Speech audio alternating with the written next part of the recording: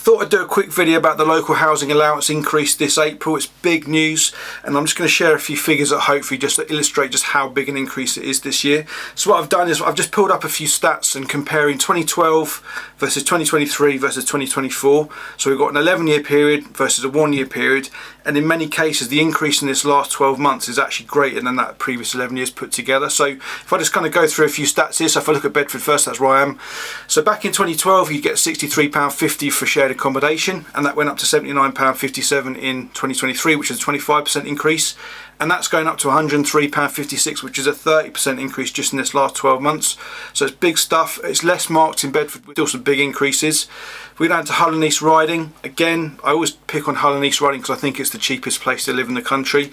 And so if you look at it's really interesting for the 4 beds, in that whole 11-year period between 2012 and 2023, the LHA only went up 5%, and actually it's gone up 17% this last year, so it's a massive increase. Big relief I'd expect to people living in the Hull area. Westminster and Central London I couldn't directly compare because I think they broke down the LHA rates differently, but again you can see a similar amount. So basically in that 11-year period in Westminster, the single accommodation rate has gone up by 25%, and it's gone up 24% in the last year.